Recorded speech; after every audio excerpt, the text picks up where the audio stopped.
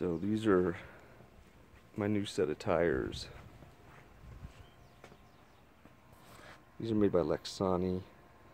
The tread pattern is also identical to Lionheart. Killer price on these. Everyone else gets between $300 to $600 for this rear tire. This tire I got for $120 a piece, which is amazing. The tires alone were the reason that I hadn't really worked on this car. I couldn't afford another set of $500 a piece tires. So to find these for $120 a piece, and then the fronts for about $96 a piece, and a really nice tread pattern, which may be the old Toyo Proxies pattern. I do think these may be the old Toyo Proxies 4 Plus that they no longer make. So this company, Lionheart and Lexani, these are actually Lexani, have used this pattern. They're just rebranded.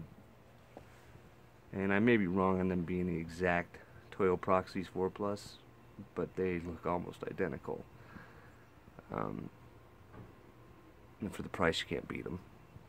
I can't put $500 sets of tires on my cars. You know, every 6 months or so. These things wear out fast because they ride on the inner edge. And there's no way really on this Mercedes that they're going on to correct that. So this is the car.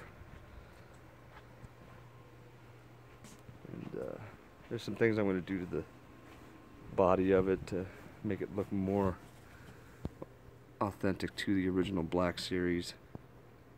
The wheels are 4G Autos that we had custom machined. I had to machine off the tips. I don't like the tips coming up and over the lip. There's some things I want to do to make it a little bit cleaner looking. I'm going to raise that rear fender, the wide track fender that they do, the wide body fender flare. The kit that we put on here isn't OEM correct to the Black Series. It sits a little lower for the gas neck or the gas filler. Otherwise you have to bring it up into the gas filler area or move the gas door, which is a lot harder than you think.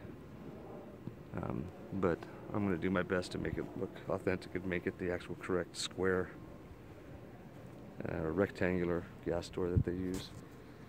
I love these wheels. They are sick. This car's sat for the past couple of years, so there's going to be some work to do. I was surprised though it just starts right up and feels as solid as it used to, and it hasn't been driven in 2 years, almost 3 years. I started it every month or so, but sometimes it's gone a few months without even being started. So you can see the windows have all popped down. The mechanisms are all broken on the windows, so I'm gonna have to replace all the power window mechanisms on the car. It's a shame that it's had to sit here, but I've had other projects, so that's gonna have to be fixed. And then the top isn't functioning anymore, so the elements really took its toll on it when it was up in the cold weather. I was surprised how fast it just fell apart. But it is a 2003. This was an SL500. We've updated it to the 2010 headlights, I believe it are. 2010 front end with the Black Series body kit. We replaced the entire rear quarter panels. Everything has been pretty much replaced except the rear trunk, the doors, and the roof. We had to actually remove the rear quarter panels, or rear fenders, some people call them. You know, we didn't just slap a fender flare on it. We put new panels on, so we had to take out the spot welds, which is a bit of work to put the new panels on. It's got new fenders, new rocker panels. It's got a new Black Series hood, Black Series front bumper, and it's got the Black Series little wing. Well, kind of. It doesn't function. I shouldn't say it's the Black Series wing. It would be the Black Series wing that is not up. Because on the Black Series that actually raises at the proper speeds. So it's got the correct rear bumper, Black Series rear bumper. Does need the Black Series tailpipes. Some little things I want to do to it to make it look correct. So this is going to be my once again project, because I never did finish it.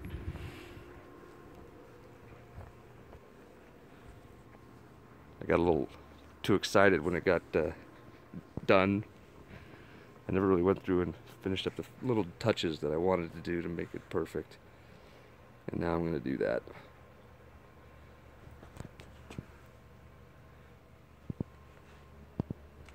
345, 25, 20s in the rear, and 255, 30, 20s up front.